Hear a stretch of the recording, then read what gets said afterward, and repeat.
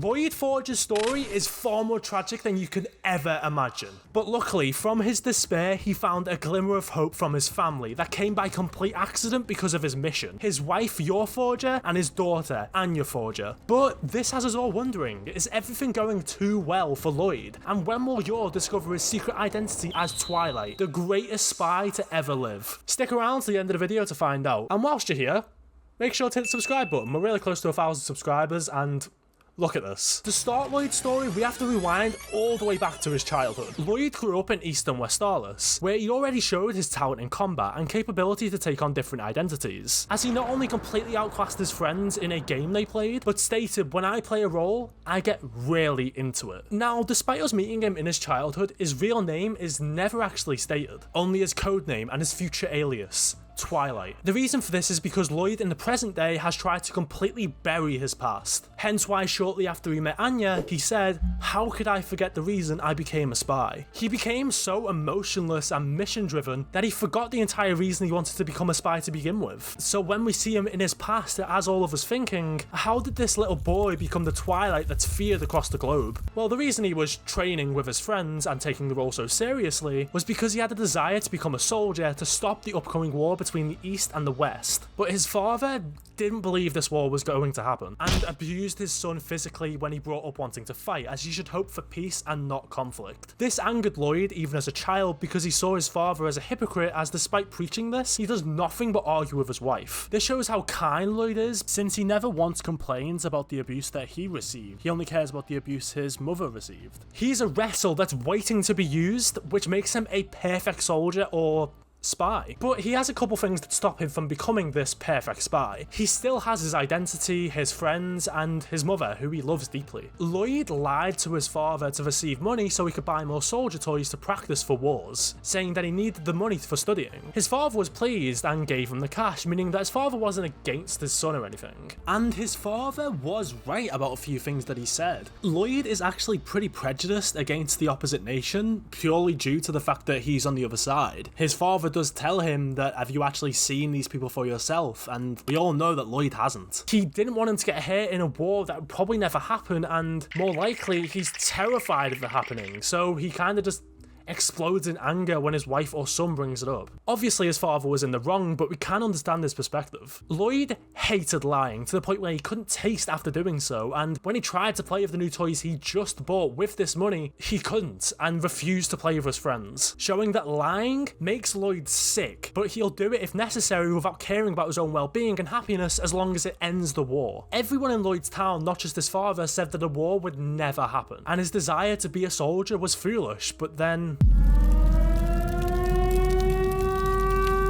yes, just as Loid was questioning himself and was planning to apologise to his father, his town was attacked and bombed. Even Loid, despite planning for this war for so long, was caught completely off guard, and he also felt lied to, since all the adults around him said a war was impossible due to a newly signed pact, and he believed them. But he saw himself as a liar as well. It's hinted that Loid's father was indeed killed in the attack, since when he asks about him, his mother comforts him, and she wouldn't really act like this if he was still alive. He and his mother flee to another town to escape the bombings. This is an important time to mention that Loid loved his mother more than anything. She was the most affectionate person in his life, and she was always comforting him like a good mother should. This explains his attraction to Yor later on, as she resembles his mother a lot. What did he say?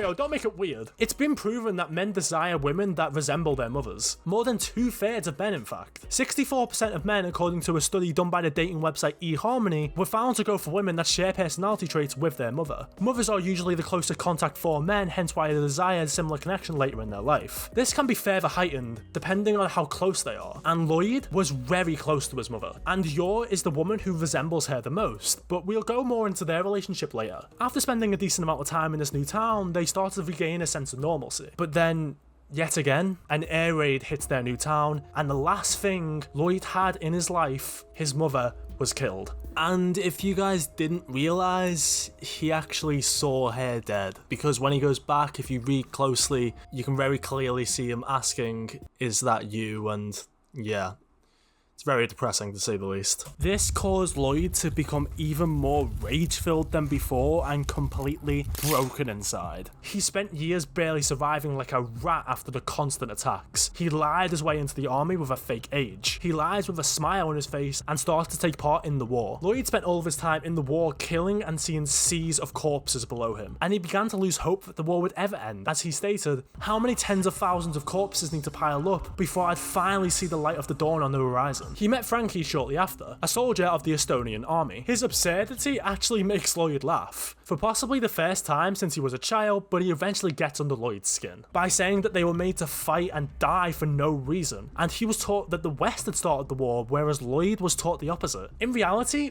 it doesn't matter. There are no winners and losers in a war. The world is painted grey, not black and white. Loid subconsciously knows that Frankie is right, but is not willing to accept it, and explodes in anger towards someone who realistically suffered in the exact same way he did. However, before executing Frankie, he's shot in the head, much like in his childhood, but is saved by his helmet. He barely escapes with his life, but there is finally a light in his life again. His friends that he thought had perished appear in the army, and Loid breaks down in tears as he becomes, well, human again, resembling his childhood self, only for it to be ripped away again in an instant because of their ill-planned mission. Loid accepts that their deaths were unavoidable, but this makes him feel even worse as he realizes that he has no power in this world and officially becomes an empty vessel, making the military intelligence agency interested in him. They know his true name and the feats he had achieved to get into the army, which involved stealing someone's identity. The man who recruits Loid tells him that intelligence and infiltration are what's needed to end this war, but if Loid really wants to be the one to end this war and play a major part, he has to throw away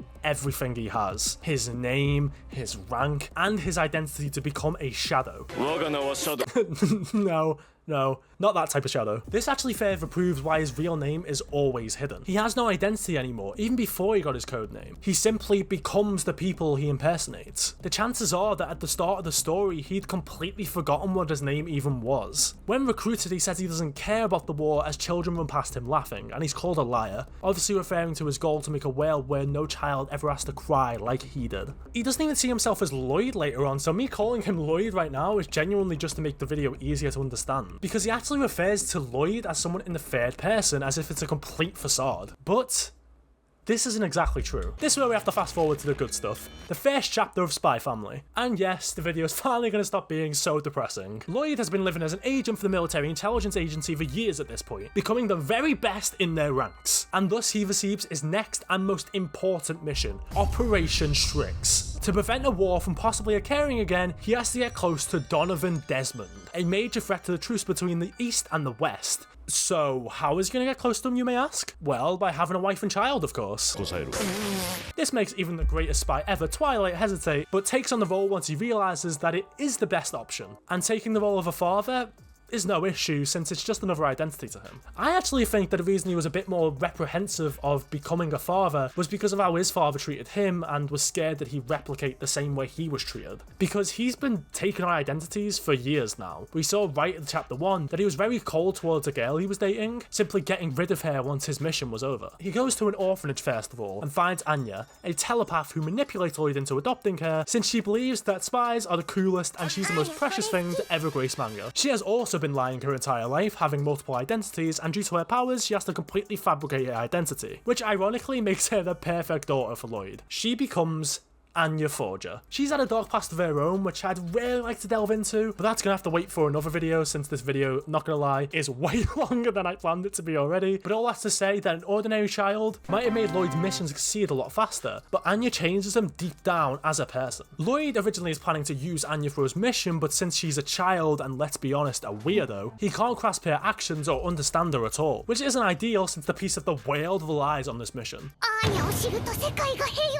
And she manages to get herself kidnapped almost immediately, and Loid breaks character, running directly into enemy territory just to save her. He realises why he hates the sound of children crying so much, as it reminds him of his horrible past where he also cried from being so powerless. Anya caused these emotions to rise to the surface once again. The emotions he's suppressed for years, and he's instantly willing to sacrifice or risk the mission to avoid a child being in danger, remembering that making a world where children never have to cry cry is the reason he became a spy to begin with. After this, he takes down all the enemies in the hideout, where he eerily resembles his childhood self because Anya has reminded him of his past. After saving Anya, Loid returns home, expecting it to be empty, but Anya is there waiting, begging for him not to leave so they can be a real family, even telling him that she'll cry if he leaves. Their bond grows throughout the story, and she softens up Loid more and more through her absurd antics. And despite Loid not wanting to, he starts to see her as his real daughter. But Loid's growth was not only due to Anya. Enter Yor Briar, aka the Fawn Princess. Yor saw herself as hopeless since the only thing she's good at is cleaning and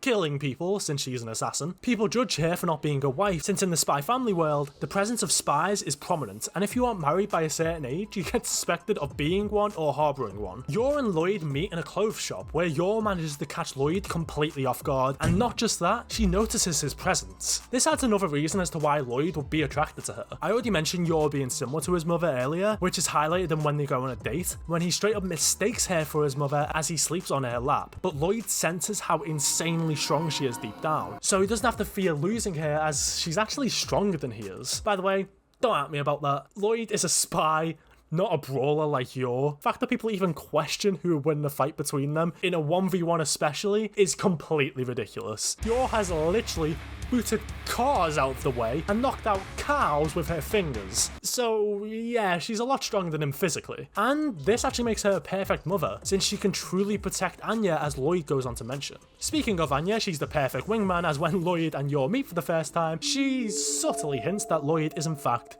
single. Yor lies to her brother about having a boyfriend, and she needs a fake one in her everyday life to avoid suspicion, which can impact her job as an assassin. So she invites Loid to a dinner that she's been invited to. However, due to a mission, he arrives at the dinner party looking very inconspicuous. Due to feeling a little woozy, he mistakes his mission for hers and says he's her husband. Loid shows his top level riz when he says that he admires Yor deeply for all the self-sacrifice she's endured for her family, meaning her younger brother, since their parents died at a very young age, making her even more of a mother figure for Anya since she has the experience. Another thing to mention is that Yor is possibly the most gullible person in manga history, and trust me, there's a lot of competition for that, as she believes all of Loid's ridiculous lies, even when being chased by the remaining members of a smuggling ring. To be fair, Loid isn't much better, as he also believes her ridiculous lies throughout the series and never really questions her absurd strength, despite quite literally being terrified of her at times. I believe this is due to him not wanting his family life to end, as he truly wanted to continue, and Yor being a possible enemy is not something he even wants to comprehend.